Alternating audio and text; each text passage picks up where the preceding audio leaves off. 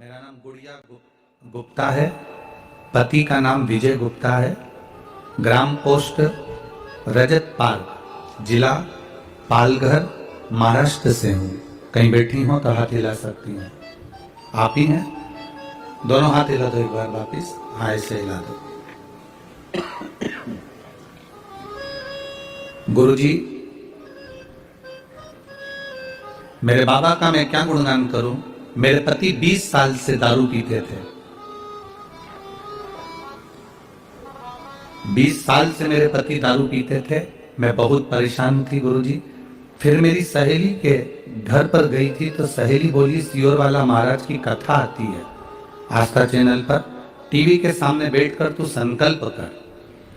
TV के सामने एक आसन लगाकर बैठ जाना, सोफे पे बैठे तो सोफे पे बैठ जाना, पलंग पर बैठे तो पलंग पर बैठ जाना, पर बैठना जब तक कथा चले तब तक बैठकर संकल्प लेकर सुनना।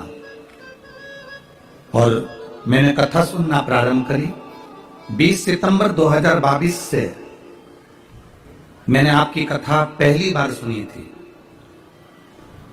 20 साल से मेरा पति दारू पी रहा है और मैं 20 सितंबर 2022 को पहली बार आपकी कथा टीवी पर सुनी, जिसमें आपने पशुपतिनाथ के व्रत का वर्णन किया।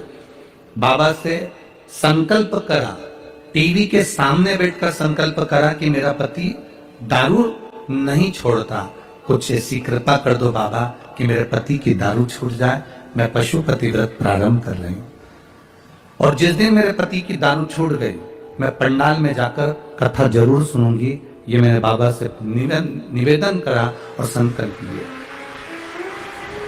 2022 में मैंने बाबा से 20 सितंबर को संकल्प लिया और कथा सुनी।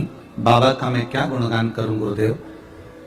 पति ने, मैंने पशुपति व्रत पूरा कर लिया, पर पति दारू छोड़ने को तैयार नहीं हुआ। मैं समझाती, नहीं मानते। तब किसी ने कहा कि केवल टीवी पर बैठकर कथा सुनी है आपने, एक बार कहीं मौका मिल जाए तो पंडाल में बैठकर कथा सुनो। तब आपकी कथा पावागढ़ में चल रही थी, गुजरात में। मैं पालघर से पावागढ़ चली गई और पावागढ़ के गुजरात में जब कथा चली तब मैंने एक दिन की कथा को सुना और बाबा से प्रार्थना कहा, बाबा तेरी इस रज को मैं यहां से लेकर जा रही हूं कथा के पंडाल से। बाबा तू ऐसी कृपा करना कि मेरा पति अगर मदिरा को भी छुए तो उसको विष नजर आए, ऐसी कृपा कर देना। बाबा को कहकर मैं पावागढ़ की कथा से रज को स्पर्श कर कर अपने मस्तक पर लगाकर चली गई और बाबा को कहकर गई। और बाबा ने ऐसी कृपा करी गुरुदेव कि जो मेरा पति 20 साल से दारू नहीं छोड़ पाया, उसने दारू से नफरत कर ली। और एक दिन मैंने उसकी परीक्षा भी ली।